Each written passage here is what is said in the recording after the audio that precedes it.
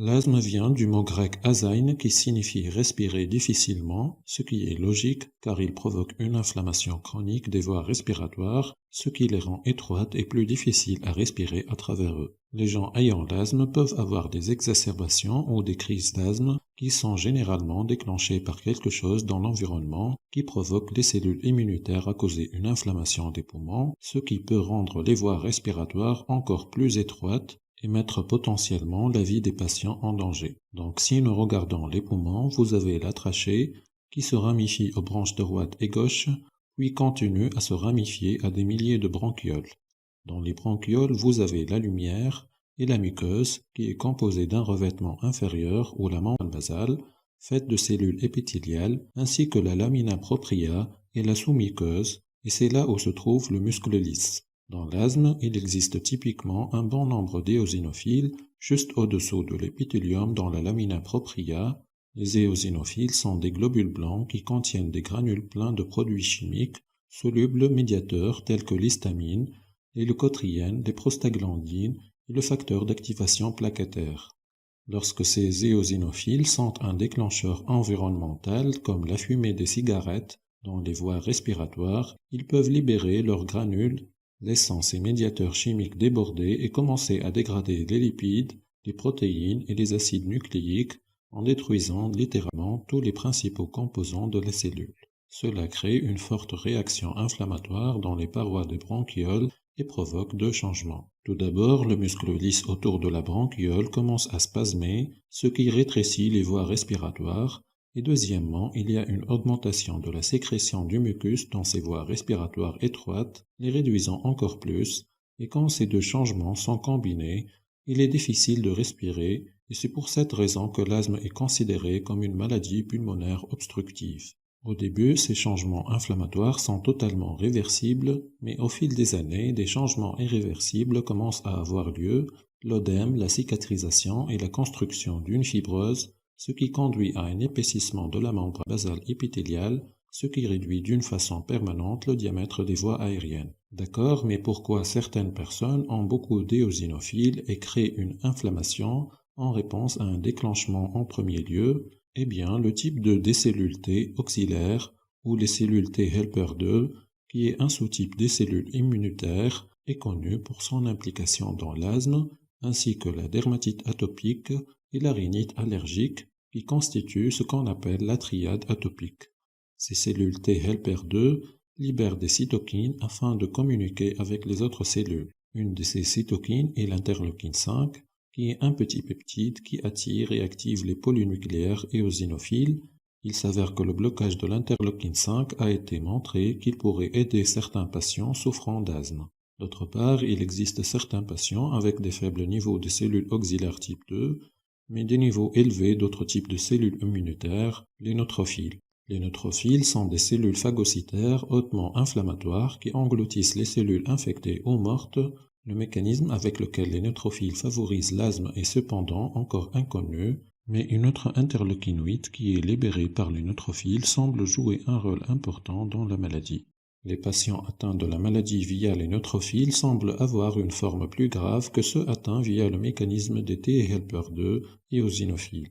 Bien que les causes spécifiques de l'asthme sont finalement inconnues, il est pensé que cela est probablement causé par une combinaison de facteurs génétiques et environnementaux, étant donné que certains gènes identifiés participent à augmenter le risque de développer l'asthme. Avoir des antécédents familiaux d'asthme semble augmenter le risque aussi. Pour les facteurs environnementaux, il y a l'hypothèse de l'hygiène qui suppose que la réduction de l'exposition du système immunitaire aux virus et aux bactéries peut en fait augmenter le risque de développer l'asthme plus tard, probablement en modifiant la proportion globale des sous-types des cellules immunitaires. En général, les causes de l'asthme chez l'enfant diagnostiqué avant l'âge de 12 ans sont pensées être dues à une plus forte influence génétique, alors que l'asthme d'apparition tardive est plus susceptible d'être en grande partie dû à des facteurs environnementaux.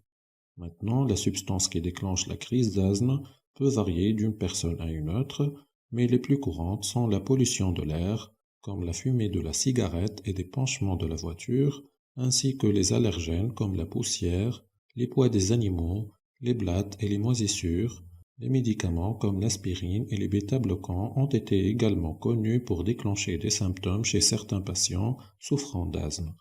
Cela dit, les symptômes de l'asthme comprennent la toux, la sensation d'une oppression thoracique, la dyspnée ou la difficulté à respirer, le wheezing qui est la respiration sifflante qui se produit généralement lors de l'expiration. De temps en temps, dans les expectorations, on peut retrouver les spirales de Kirschmann qui sont des bouchons muqueux en forme de spirale qui sont essentiellement jetés par les bronchioles des patients asthmatiques bronchiques. Les bouchons muqueux peuvent être particulièrement dangereux car non seulement ils bloquent l'échange d'air, mais ils bloquent également les médicaments inhalés d'atteindre le site de l'inflammation. Le mucus peut également contenir des cristaux de Charcot-Leyden qui sont en forme d'aiguille et sont formés par la décomposition des éosinophiles. Maintenant, l'asthme peut être classé en fonction de la fréquence des symptômes, en particulier la nuit, les symptômes du matin, le VEMS ou le volume expiratoire maximal en 1 seconde, le DEP ou le débit expiratoire de pointe. Les deux mesurent l'eau d'obstruction dans les voies respiratoires et enfin la fréquence d'usage des médicaments inhalateurs pour aider à lutter contre les signes de l'asthme. Du moins grave au plus grave, les types d'asthme sont l'asthme intermittent, l'asthme persistant léger, l'asthme persistant modéré et enfin l'asthme persistant sévère. Bien qu'il n'y a pas de remède pour l'asthme, il y a des traitements disponibles qui peuvent aider à gérer les symptômes et empêcher l'apparition d'une crise d'asthme. Tout d'abord, les personnes asthmatiques devraient éviter ou minimiser le contact avec les substances de déclenchement en passant par l'aspirateur, enlever les tapis et les moquettes et en changeant les conditions environnementales, comme par exemple sécher une chambre dans le cas de moisissures qui se développent dans les lieux humides. Il existe également un certain nombre de médicaments qui peuvent réduire les symptômes de l'asthme. Les bronchodilatateurs tels que les agonistes bêta-adrénergiques de courte action et les anticholinergiques sont souvent administrés comme inhalateurs en urgence. Ces médicaments à action rapide provoquent les muscles lisses dans les poumons à se détendre et donc dilater les voies aériennes, les ouvrir de façon que le patient peut respirer. Les patients ayant des formes plus sévères pourraient avoir besoin de traitements supplémentaires comme les doses quotidiennes de corticoïdes, les agonistes de bêta-bloquants de longue durée ou les antagonistes des lécotriènes. Dans des cas très sévères, les corticoïdes par voie intraveineuse, le sulfate de magnésium et l'oxygénothérapie pourraient être nécessaires.